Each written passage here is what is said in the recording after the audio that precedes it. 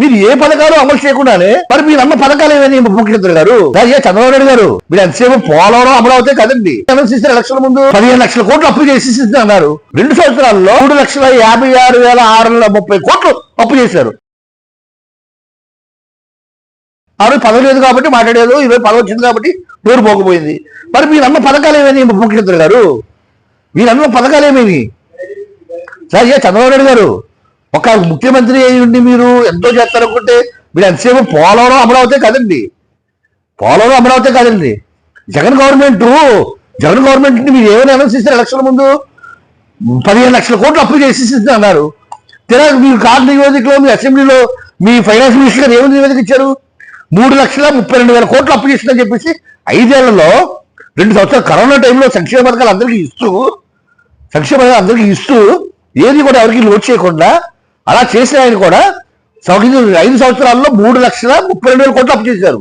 మీరు ఏ పథకాలు అమలు చేయకుండానే 2 సంవత్సరాల్లో 3,56,630 కోట్లు అప్పు చేశారు. 2 సంవత్సరాల్లో ఏమైపోతుంది సార్ ఈ డబ్బంతాను? ఏమైపోతుంది ఈ డబ్బంతాను?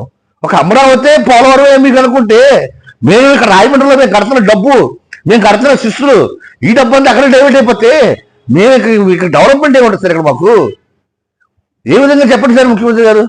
మరి లోకేష్ గారు పాదయాత్ర చేసినప్పుడు కర్ణాటక బార్డర్కి తమిళనాడు బార్డర్కి యాత్రలో పాదయాత్ర చేసినప్పుడు అక్కడ బంకుల దగ్గరికి వెళ్ళి ఇదిగో చూడండి జగన్ గారు లీటర్కి 10 రూపాయలు 7 రూపాయలు దుబ్బేస్తున్నారు అది అన్నారు.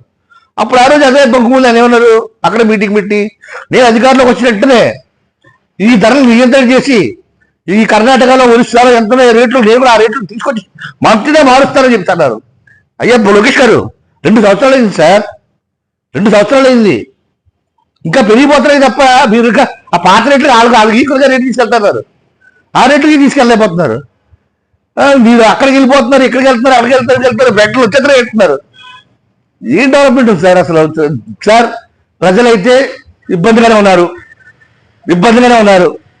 చాలా చాలా దారుణంగా ఇంకా ఎవరి కాళ్ళు ఇసుకెత్తిపోయి ఎవరి పొలాల్లో ఇంకా ఆ చుట్టూ తిరగలేక అట్ల గురించి ఇట్ల గురించి సచివాలయం వెళ్తే సరే సమాధానం ఉండట్లేదండి. జగన్ గవర్నమెంట్ లో ఏం కావాలన్నా సచివాలయం వెళ్తే ఆ వాలంటీర్లు ఇలా చేసి పెట్టేసి చేతిలో పెట్టేవారు తీసుకొచ్చి ఏం కావాలన్నా సరే రెస్పాన్స్ లేదు. లంచం డబ్బులు ఏది కూడా ఇస్తారు. నేను మూలక చెప్పేది ఏంటంటే 2 సంవత్సరాల పరిపాలన ప్రజలకు నిరాశ చేకూర్చింది.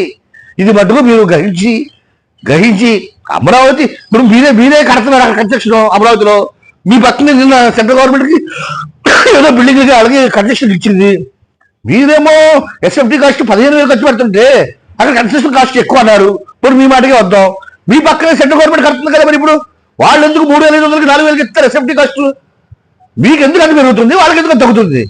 వాళ్ళ అద్దాలు కట్టరా, వాళ్ళు ఏసీలు కట్టరా, వాళ్ళు పునాది తీయరా?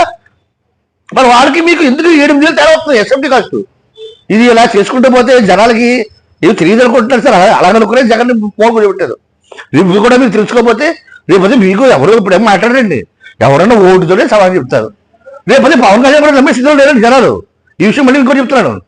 పవన్ కళ్యాణ్ని నమ్మే ఈసారి కూటమి ప్రభుత్వం జనాలు అందరూ కూడా అన్ని కష్టాలు పవన్ కళ్యాణ్ ఛాన్స్ తీసుకుంటే అందరూ మొగ్గు చూపించారు. నెక్స్ట్ పవన్ కళ్యాణ్ కూడా జనాలు నమ్మరు. ఆయన క్యాస్ట్రోలే నమ్మరు ఈసారి క్యాస్ట్రో నమ్మరు, ఫ్యాన్స్ నమ్మరు. ఇది ఈరోజు ఆయన కొన్న పరిస్థితి. ఇక మీద కొంచెం మంచిగా చూడండి సార్. ఇంకా డెవలప్మెంట్ మీరు ఇంకా చేయాలని అంతా అక్కడే కాకుండా అన్ని విధాలు చేయాలని కోరుకుంటున్నాను సార్. అంతే.